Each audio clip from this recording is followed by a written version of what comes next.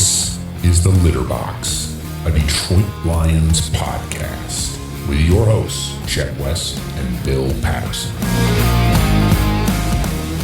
Detroit Lions Litter Box listeners, welcome to the Detroit Lions Litter Box with your hosts, Billy P. and Chet West. Chet, I'm going to kick things off. The Detroit Lions have their final home game this year at Ford Field. They are 7-point favorites over the Pittsburgh Steelers, whom they have not beaten since 1998. That is a shocking stat. I had no idea.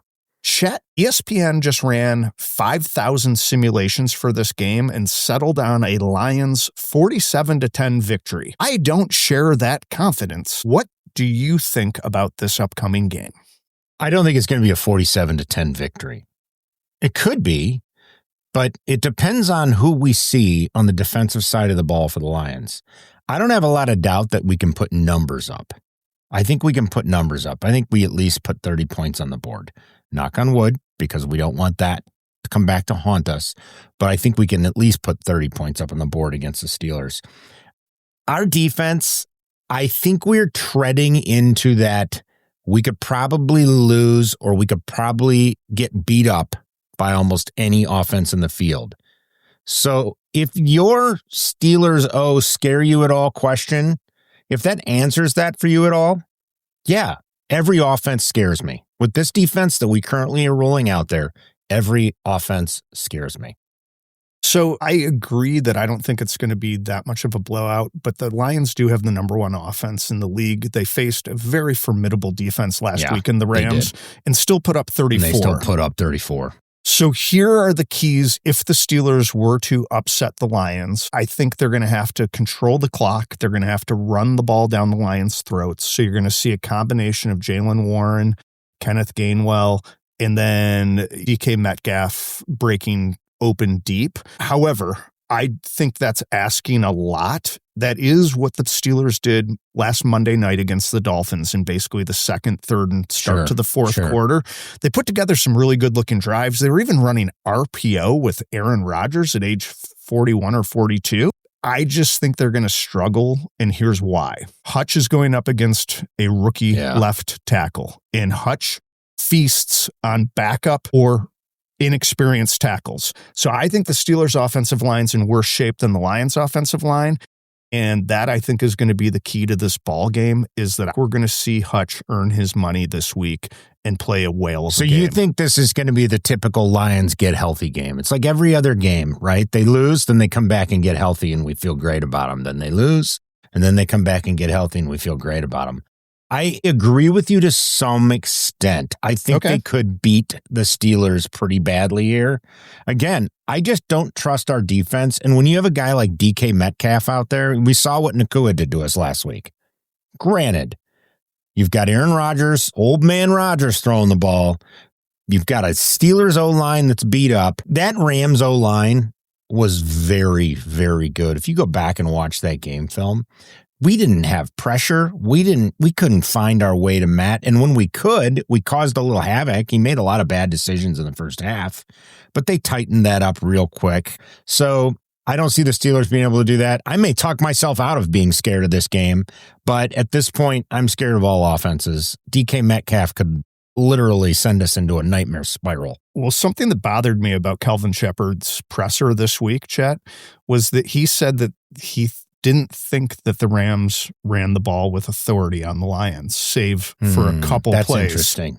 Which was not the same game that you and I watched. I feel like they didn't need to, because they were constantly in first or second down. At one point, it felt like Stafford was just slinging balls to Nakua and Devontae, and it was like we never even saw a third down. In the running game, when they had to go, just did. Kyron Williams had his way with us. And so did Blake Corum. Yeah, Blake Corum had his way with it. I don't see that at all. Neither do I. So if the Steelers are going to win this game, on defense, they're going to have to apply pressure up the middle, which has been the Lions' kryptonite all season. Take a page from the Vikings game where Brian Flores just blitzed it up the middle time and time again, confused Glasgow, confused the rookie guards, and then dominate time of possession, the clock, maybe win the turnover battle, and that's the Steelers' game plan. Both of these teams are 8-6. Yes. And the Steelers are coming out to win. They're not going to just lay down. Okay, No. this isn't a 4-8 Steelers team right now, or a 6-8 Steelers team ready to pack it up for the season. They're trying to get a playoff spot. The Steelers never pack it up. Haven't they made the playoffs none like Aaron Rodgers. Yeah, like 15 years in a row or something. How the Lions win it, Chet, I do think the Steelers are beat up at some very key positions. Both tackles are backups. So we talked about that. And then the outside linebacker opposite Highsmith is a question mark right now. Okay. So I think Amon St. Brown and or JMO could have a field day. This is one of those games, Chet, that I wish Sam Laporta was playing because I know. I was just going to say, we don't have Laporta. It would have been good. He would have been the difference maker. What about Gibbs in the slot or catching balls out of the backfield? I feel like that could be that could be something that I would like to see Gibbs play that role in this game and Monty to play the up the gut role in this game. That's what I would like to see, them alternating those roles. Gibbs can go out in the slot. He can go out for the passes. Monty takes the brunt of the vicious hits up the gut, grinds out 4 or 5 yards every time he carries the ball. Gibbs is out there wreaking havoc for the linebacking core and coverage mismatches and whatnot. I like that a lot better. I think that's a great game plan. Dan, do it. Do it, Dan. Well, we know that MCDC listens to our pod religiously, so all the time. I'm sure of it. I'm sure. Positive. Yes. Wakes up in the morning looking for a new episode. No. Holly, his wife, is like, Dan, stop with the cold pressed coffee. You got to listen to the litter box first. And say we're not even in his sphere anywhere. He doesn't even. We're in 2 different dimensions, Bill. At any rate, I do like the idea of getting Gibbs lined up in that mismatch situation there, and I'd like to see them do that a little more. And of course, everybody wants to see Monty run the ball a little more. We're all worried about his well-being at this point. Utilization. He hasn't been utilized nearly enough. So why don't you give us your fantasy picks to click, and then I'll get the injury report up and ready. All right, so here's who I'm going with. I'm going to give you an obvious play for the Steelers. If you're taking anybody from the Steelers, if you're going to take a fantasy player from the Steelers, it's got to be Metcalf, in my opinion. He's really the only guy on that team that's going to do a ton of damage. Jaylen Warren is like the 26th ranked running back in fantasy right now. Okay, that's not terrible. He could do some damage. So if you have Jaylen Warren, you could play Jaylen Warren. Just beware, this could be one of those games where all of a sudden Aleem McNeil and DJ Reader and Tyleek Williams all show up and look great. So careful there with Jaylen. But if you don't have a better option, start him. A guy that could be a sneak play if you need a fill-in could be like a Calvin Austin at wide receiver for the Steelers. Go ahead and play him if you need it. Okay.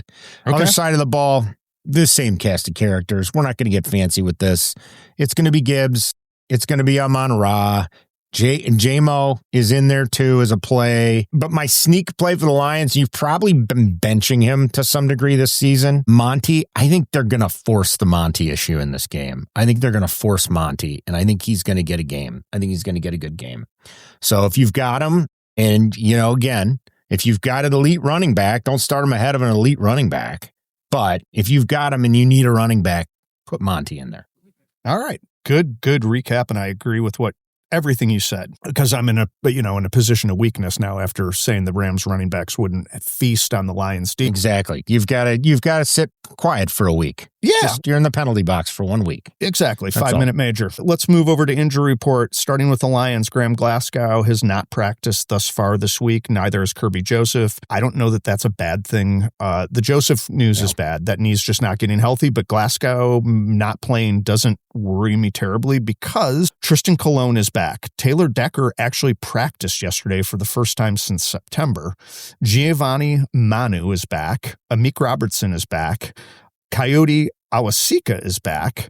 Thomas Harper is back. Christian Mahogany is back. And Sione Vake is still on the injured list with that hand, but he's always practicing. Did you see that Arthur Mollett is gone, by the way? Yeah, he signed with the Titans. Yeah, the Titans grabbed him. So we'll never see Mollett on the field again for us. How do you this season. How do you feel about that? I'm good with it. I'm fine. Moving along. Please continue your injury report.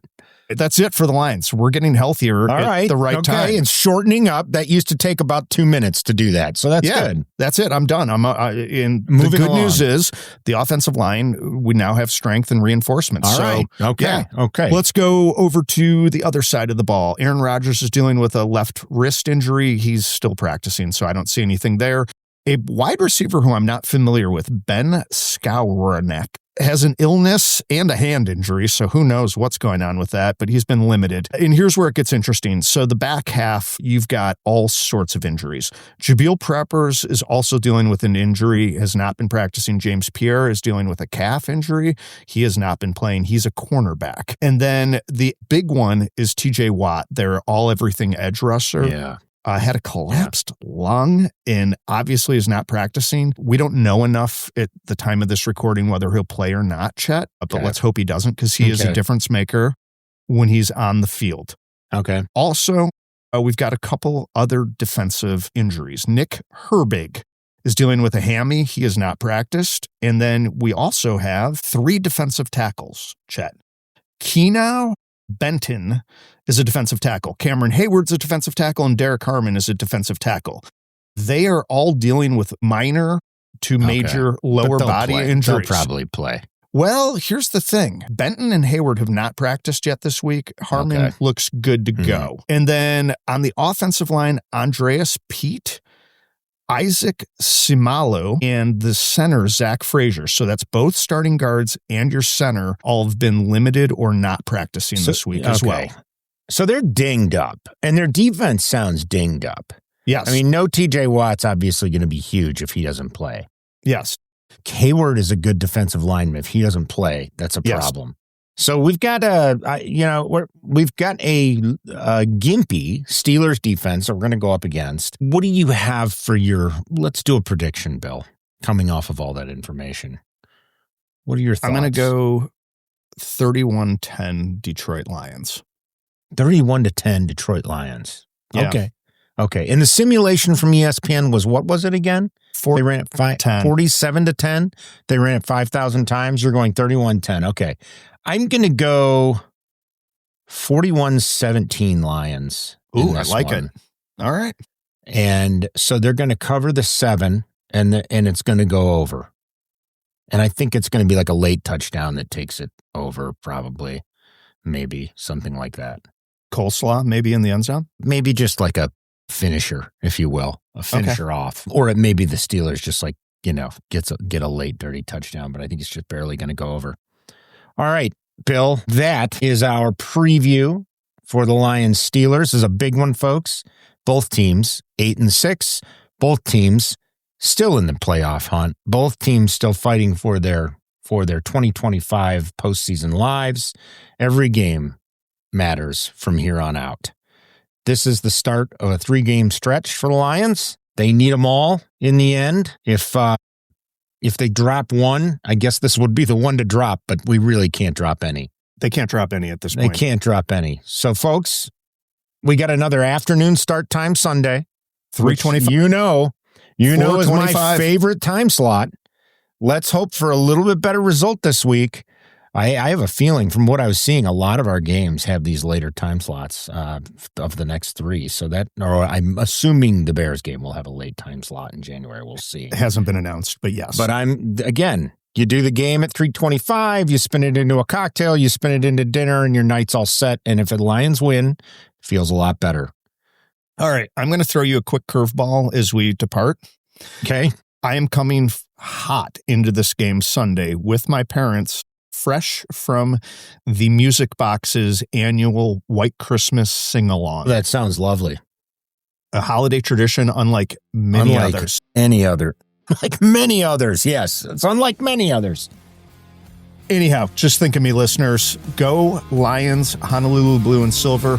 Enjoy. Go Lions.